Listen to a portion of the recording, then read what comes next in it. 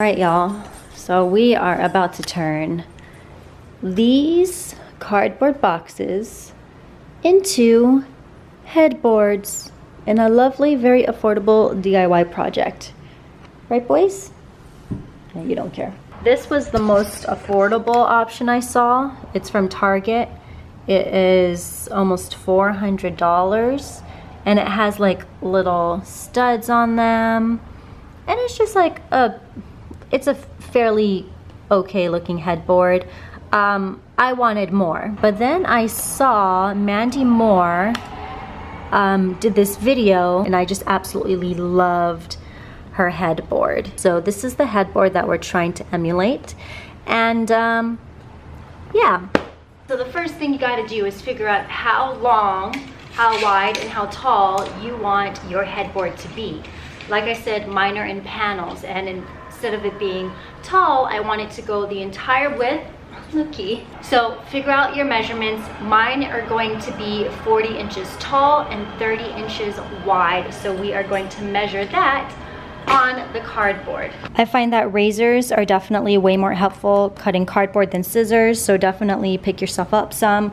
And if you're doing this inside, put down another cardboard box underneath where you're cutting so you don't ruin the floor, okay? I also wanted to mention that you don't have to go ahead and buy cardboard boxes. Facebook has a lot of cardboard boxes for free. Craigslist, IKEA, if you go to Home Depot and ask for boxes, I'm sure they will give you some. Don't buy cardboard boxes. There are plenty of places for you to get them for free. Alrighty, once you are done with cutting your cardboard box into the shape it needs to be, or dimensions I should say, or shape, whatever you want your cardboard box to look like, you're gonna wanna tape it down to make sure that it's secure. I specifically chose this cardboard box because, as you can see, some of it has on the top and some of it there's only on the bottom. We want to go ahead and fill in those gaps with extra cardboard box lying around just so it's more sturdy and also level. So I have some of those pieces over there and I have smaller cardboard boxes over here, and we are just going to MacGyver this together. So I'm done patching. The edges were what I was really concerned about. This will be covered by bedding and padding, but we want to make sure that all of this is nice and stable, you know? The reason why I wanted to show you why I taped it like this is you might not always find the right dimensions that you want, especially if you're like scavenging it from cardboard, but you can make those dimensions. Like, don't let that stop you from letting your imagination run wild. And we'll probably do the same MacGyver stuff to this little pad here. This is how I'm measuring it out. I just kind of flipped it over and this is the axis. So we are going to just do the line and then cut it. Yay! And then we're gonna flip it over.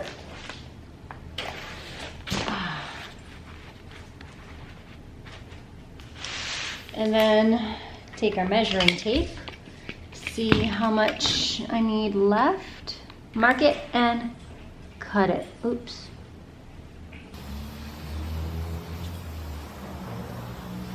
So I'm gonna cut it in the dimensions and then I'm going to take it outside to spray it. All right, so I let it dry a little bit. It's nice and glued on and everything's kind of sturdy. Levi, now it's time to do the batting. What this does, I think, is to give this like a nice smooth surface before we put on that guy. This is where the fun part starts because we get to pull out the staple gun. So just put this down. We're gonna put the padding down, make sure it's all nice and even. Face down. We're gonna put the padding face down. And then you wanna just make sure there's enough room for you to fold over and staple.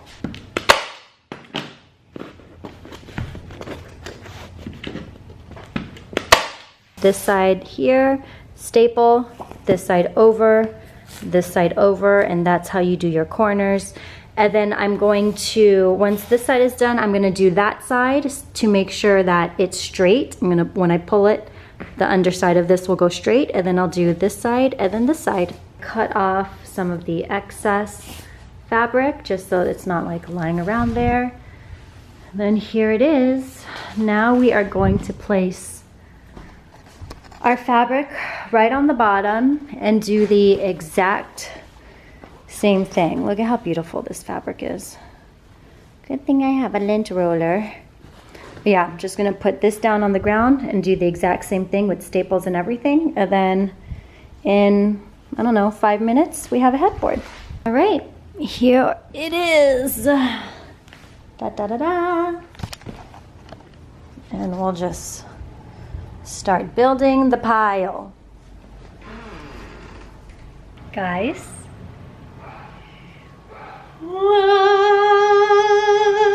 My wallpaper is done. It looks so good, and you can already see, like, don't worry how janky it looks on the back, it don't matter. How much this is gonna pop on this wall. I'm so, so happy. So here's the deal. Now it's time to put these up on the wall.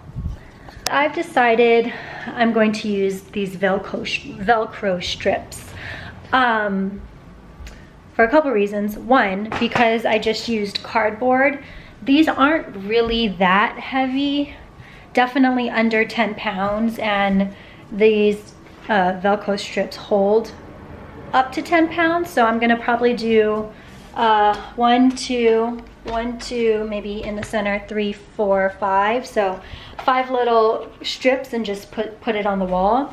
I'm doing it that way because 1, it's just easier, and 2, we have a little electrical box here, so obviously I can't drill holes in this. So whenever someone needs to go ahead and open that, we just remove one of the panels with the Velcro and put it on. So let's get started. I am so happy this is almost done. Woo!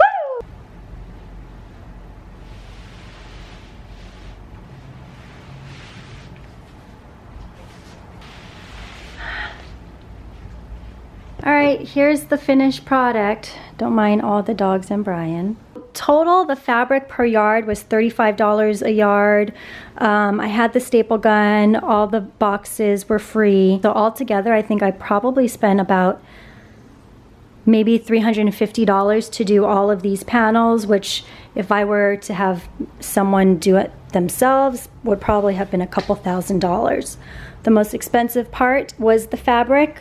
I wanted it to be a high quality velvet fabric because along with the wallpaper, this is a focal point of the bedroom, so I wanted it to look nice and luxurious. The hardest part was actually cutting out, I mean, it kind of looks kind of janky, but cutting out this for the outlet, it was really difficult for me to kind of staple the fabric around the hole, but we managed to get it done, and it'll be covered by the bed and then also by a bedside table, so that's not really going to be that big of a deal. But all in all, here it is. This of course is not the finished product. We still have bedside tables and lamps, maybe sconces to put on, but you guys will see the final product in the complete bedroom tour once it is done. But there you go. I hope you enjoyed this DIY how to turn cardboard boxes into a headboard. If you're really committed, you and a friend could totally get this done in one day.